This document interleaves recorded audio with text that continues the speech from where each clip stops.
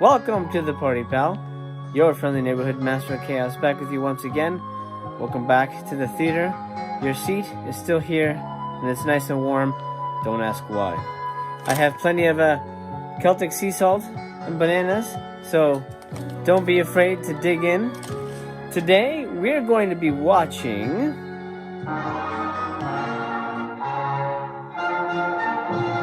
That's right, my friend. We are 4 movies deep into the ZATOICHI film series, and we're presented today with a very interesting entry, one that I find myself of two minds on. But I'll get to that later on. Right now, let's get to the details. Part 4 in the series, ZATOICHI the Fugitive, also known as ZATOICHI Kyojo Tabi, is from 1963, runs 86 minutes, and stars Shintaro Katsu as ZATOICHI and Masayo Banri as Otane. First and foremost, this is a beautiful looking movie. It is gorgeous. It's also the first ZATOICHI movie that feels colorful. I mean, it's the second color film in the franchise, but it's also the brightest film in the franchise. It's the first movie, if I'm not mistaken, that is almost entirely shot in sunlight. Most of the other films were very stagey, filmed on very atmospheric sets. This film features a lot of sequences, especially the final battle, the last 20 minutes of the movie, right out in the bright daylight, and it's nice and big and epic, and it really opens up the picture, which I appreciated from a cinematographic? Yeah, that's the word. From a cinematography standpoint, there you go. That's a little less tongue-twisty. That's good. I'll be honest, for the first half of this movie, I was going to rate this film a 1 samurai sword. If you've been with me from the beginning, the ZATOICHI movies, we are rating between 1 through 5 samurai swords. This was going to get the dreaded 1 samurai sword, mainly because the plot was very meandery. I was expecting from the title to have ZATOICHI on the run, some kind of fugitive situation. Maybe he's accused of a crime or something. That doesn't really materialize. That actually isn't even a big part of the movie, the whole fugitive aspect of it. What is happening in the movie is, little by little, we discover that it's kind of a Romeo and Juliet type situation. One Yakuza gang member, a young sort of heir to this Yakuza territory, is in love with the daughter of another rival sort of Yakuza gang boss. So that gang boss does not want his daughter to be with this young boss, and so, they sort of have a rivalry going on where the father hires a skilled samurai to go after Sakiji. Sakiji is the Romeo in this case, and our friend ZATOICHI finds himself inadvertently as the protector of young Sakiji.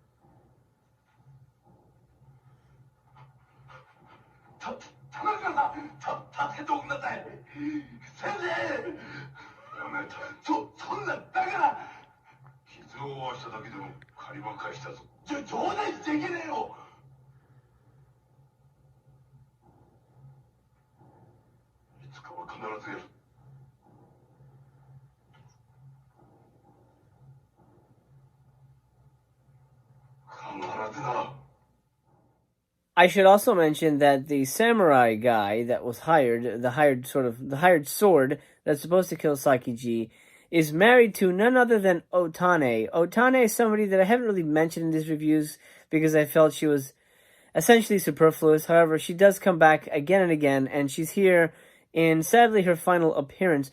Otane was the girl that fell in love with Zatoichi all the way back in the first film.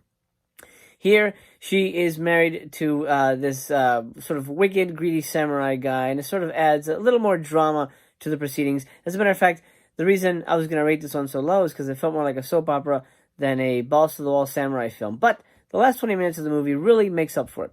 So here's what happens. Sakiji sort of feels like he's been made a fool of, and the Yakuza bosses sort of push him into killing Zatoichi to sort of like earn his spot as the young heir of his territory.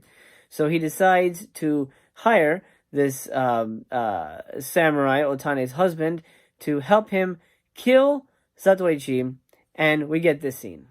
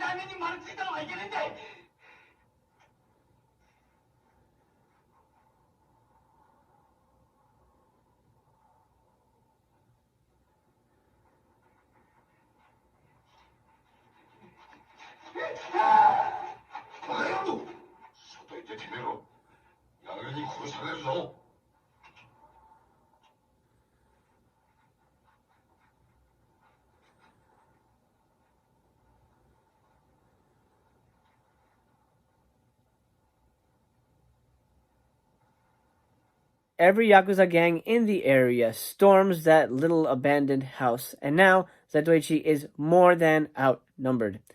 The samurai and Otane have an argument. She wants him to not kill Zatoichi and leave him alone, and of course the samurai will not listen to any advice from the woman that he knows once loved Zatoichi. So what does he do? Spoiler alert, he kills her. The reason I'm giving that away is because it plays into the finale of the picture. Otane dies, Zatoichi finds out about it, and he goes batshit crazy.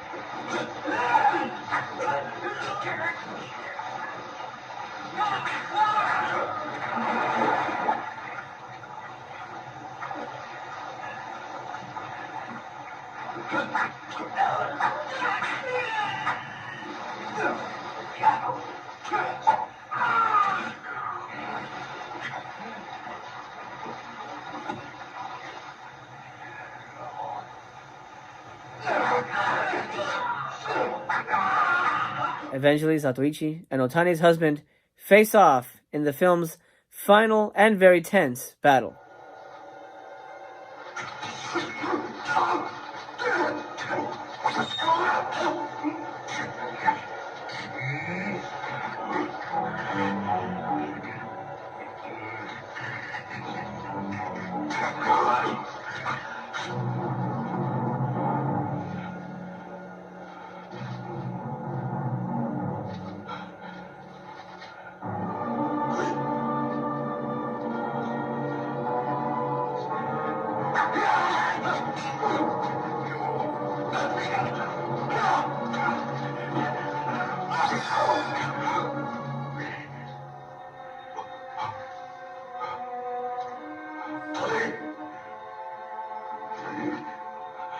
The last 20 minutes of this movie really saves the picture. I was going to rate it pretty low. I'm still going to rate it low, but not as low as I was originally setting out to do. The reason it gets this low rating from me is because the plot is not very cohesive. You know, we're expecting a fugitive type movie, and that does not materialize at all, which is unfortunate.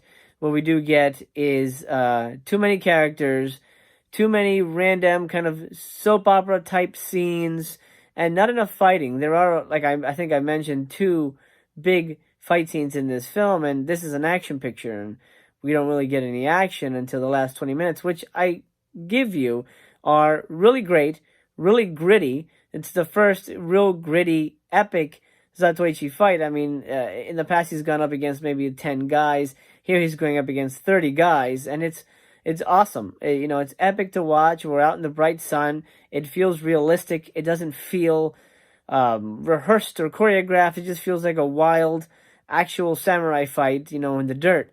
And I really appreciate that. So that definitely raises the material for me, but really by only 1 point. So I'm going to give this film, ZATOICHI the Fugitive, only, I hate to say it, 2 samurai swords. Mainly because I was very confused for the first half of this movie. I just didn't know where it was going to go. I didn't know what the plot was. The film even begins with Zatoichi sumo fighting, and it's just kind of a random, like, throwaway thing. I'm not even sure if that was supposed to lead to anything. I still get the impression that these movies are sort of being written on the fly, and which makes sense because this was made the same year as Part 3. You know, they made 25 films in 11 years, so I'm gonna assume that they were rushed productions. I just wish they had more cohesive storylines to tie it all together. This just felt very flimsy to me in that department, and there's too many characters sort of keep track about what's happening and who's where, what's what, what's going on, what is Zatoichi's part in this.